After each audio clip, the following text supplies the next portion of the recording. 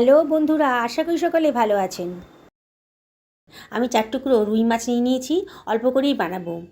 এর মধ্যে দিয়ে দিলাম 1/4 টেবিল চামচ মতো লবণ, 1/4 টেবিল চামচ মতন হলুদের গুঁড়ো আর 1/4 টেবিল চামচ মতো লঙ্কার গুঁড়ো, আর দিয়ে দিচ্ছি 1/2 টেবিল চামচ সর্ষের তেল। এবার আমি সব কিছু ভালো করে মাখিয়ে নিচ্ছি মাছের গায়ে।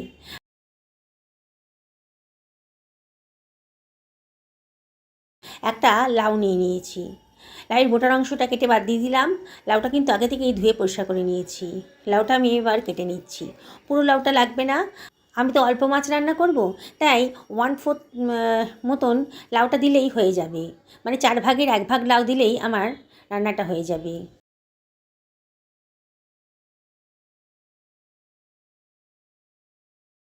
দেখুন, লাউগুলোকে আমি ছোটো ছোটো টুকরো করে কেটে নিয়েছি, খুব ছোটো করিনি, এমন লম্বা লম্বা করে কেটে নিচ্ছি। আমার সমস্ত লাউটা কাটা হয়ে গেছে। এবার আমি 2খানা মাঝারি সাইজের আলু নিয়েছি। আলুটা আগে থেকে ধুয়ে পরিষ্কার করে নিয়েছি। এবার আলুটা খোসাগুলো আমি কেটে বাদ দিয়ে দিচ্ছি। আলুগুলোকেও আমি লম্বা লম্বা করে কেটে নিচ্ছি। একটা ছোটো সাইজের টমেটো নিয়েছি। টমেটোটাকে আগে থেকে ধুয়ে পরিষ্কার করে রেখেছিলাম। টমেটোটাকে আমি কুচি কুচি করে কেটে নিচ্ছি। চামচ গোটা ধনে, 1 টেবিল চামচ মৌরি, 1 টেবিল চামচ পোস্ত, 1 টেবিল চামচ হলুদ সর্ষে আর 1 টেবিল চামচ গোটা জিরে। এটাকে আমি একটা মিক্সার গ্রাইন্ডারের ভেতর দিয়ে দিলাম। এবার জল ছাড়াই এটাকে আমি গ্রাইন্ড করে নিচ্ছি। খুব অল্প মশলা তো, গ্রাইন্ডারে বাটতে একটু কষ্ট হয়, আপনারা পারলে শিলনোড়ায় এটা বেটে নেবেন। দেখুন কেমন গ্রাইন্ড হয়ে গেছে। এবারে এর মধ্যে আমি দিয়ে দিচ্ছি কতগুলো কাঁচা পাকা লঙ্কা। আজ কিন্তু শুকনো লঙ্কা ইউজ করবো না, কাঁচা লঙ্কা দিয়েই বানাবো। আর দিয়ে দিলাম 2 টেবিল চামচ মতো জল। এবার গ্রাইন্ড করে নিচ্ছি। দেখুন কত সুন্দর একটা স্মুথ পেস্ট তৈরি হয়ে গেছে। এবার সরিয়ে রাখলাম। গ্যাসে একটা কড়াই গরম করতে দিয়ে দিয়েছি। কড়াইটা যখন বেশ গরম হয়ে গেছে তখন দিয়ে দিচ্ছি 3 টেবিল চামচ মতো সর্ষের তেল। আজকে আমি সর্ষের তেলেই রান্নাটা করব। তেলটা গরম হয়ে গেছে যখন 1 চিমটা লবণ দিয়ে দিলাম। লবণটা দিলে পরে তেলের কাঁচা গন্ধটা আর আসে না। এবারে আমি তেলটা গরম হয়ে গেছে, এবার দিয়ে দিচ্ছি ম্যারিনেট করা মাছগুলোকে।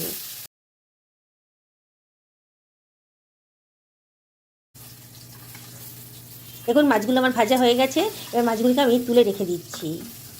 এবার ওই তেলেই দিয়ে দিচ্ছি আলু, যেটা আমি কেটে রেখেছিলাম আর একটু গরম জলে ভিজিয়ে রেখেছিলাম। আলুটার ভিতরে অনেক স্টার্চ থাকে, তাই আলুটা গরম জলে একটুখানি ভাপিয়ে নিলে পরে আলুর স্টার্চটা অনেকটা কমে যায়। এবারে দিয়ে দিলাম 1/2 টেবিল চামচ মতো লবণ আর 1/2 টেবিল চামচ মতো হলুদের গুঁড়ো দিয়ে আলুটাকে একটু ফ্রাই করে নিচ্ছি।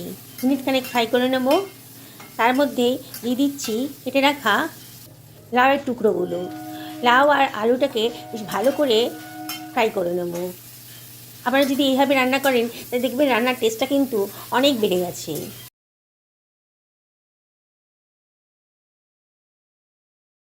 এটাকে ঢাকা দিয়ে মিনিট 2 রান্না করে নেবো, তাহলে খুব তাড়াতাড়ি এটা ফ্রাইও হয়ে যাবে, অনেকটা নরমও হয়ে যাবে।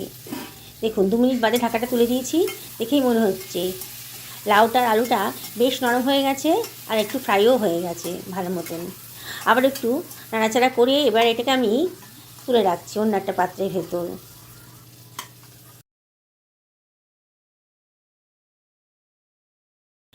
এবার ওই তেলে আমি দিয়ে দিচ্ছি 1/2 টেবিল চামচ মতো 5 ফোড়ন, আর দিয়ে দিচ্ছি 1 টেবিল চামচ আদা বাটা দিয়ে একটু নাড়াচাড়া করে নিচ্ছি।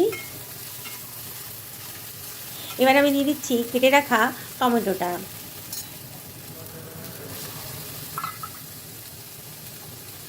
এবারে আমি এর ভেতরে দিয়ে দিচ্ছি 1/2 টেবিল চামচের থেকে একটু বেশি লবণ। লবণটা একটু বুঝে শুনে দেবেন, আগেও আমি লবণ দিয়েছি রান্নাতে। দিয়ে একটু নাড়াচাড়া করে নিচ্ছি।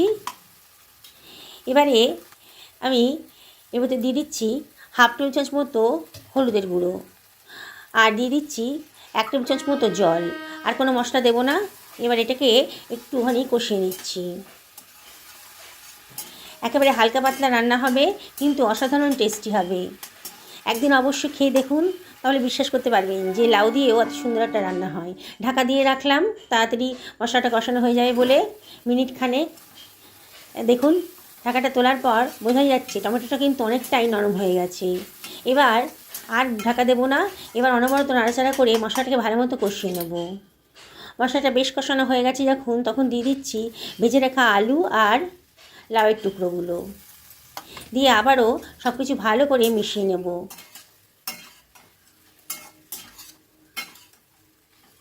খুব ভালো করে কষিয়ে নিতে হবে।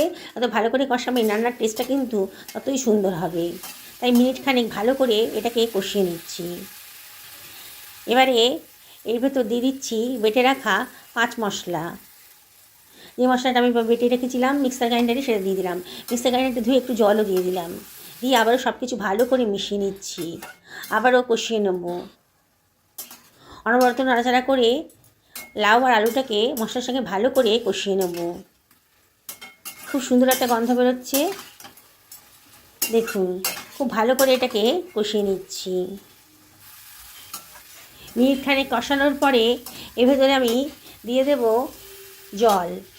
গরম জল ইউজ করেছি এখানে, আপনারাও চেষ্টা করবেন গরম জল দিতে, তাহলে রান্নার টেস্টটাও ভালো থাকে আর কালারটাও খুব সুন্দর আসে। এমন করে জলটা দিলাম যাতে লাউ আর আলুটা ভালো মতো ডুবে যায়।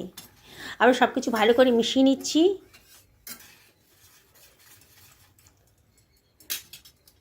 দেখুন এর ভিতরে আমি দিয়ে দিচ্ছি 2টো তেজপাতা আর দিয়ে দিলাম কতগুলো কাঁচা লঙ্কা। মিনিট 5 ঢাকা দিয়ে রান্না করব হাই ফ্লেমে। 5 মিনিট হয়ে গেছে, ঢাকাটা তুলে আবার সব কিছু ভালো করে নাড়াচাড়া করে দিয়েছি আর চেক করে দেখছি আলুটাও সেদ্ধ হয়ে গেছে আর লাউটাও সেদ্ধ হয়ে গেছে। ভাজা ছিল তো তাই তাড়াতাড়ি সেদ্ধ হয়ে গেছে।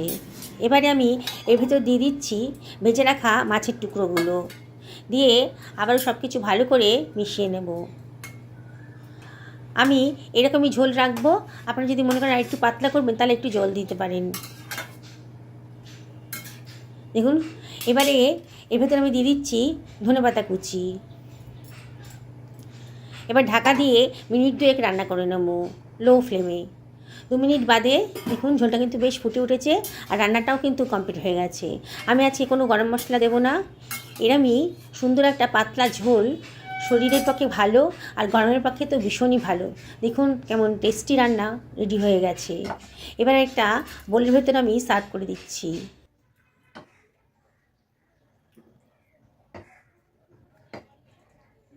দেখুন কত সুন্দর দেখতে লাগছে, দেখেই খেতে ইচ্ছে করছে না? গরম ভাতের সাথে এরকম একটা পাতলা ঝোল থাকলে কিন্তু এক থালা ভাত নিমেষেই শেষ হয়ে যাবে। বন্ধুরা রেসিপিটি যদি ভালো লাগে তাহলে লাইক করবেন, কমেন্ট করবেন অবশ্যই, আর বন্ধুবান্ধব আত্মীয়স্বজনের সঙ্গে শেয়ার করবেন। পুরনো বন্ধুদেরকে অনেক ধন্যবাদ, তাদের সাপোর্টের জন্যই আজকে এত দূর আসতে পেরেছি। দেখুন আলুটা কেমন সেদ্ধ হয়ে গেছে, আবার লাউটাও কেমন সুসিদ্ধ হয়েছে, মাছটাও খুব সুন্দর করে সেদ্ধ হয়ে গেছে।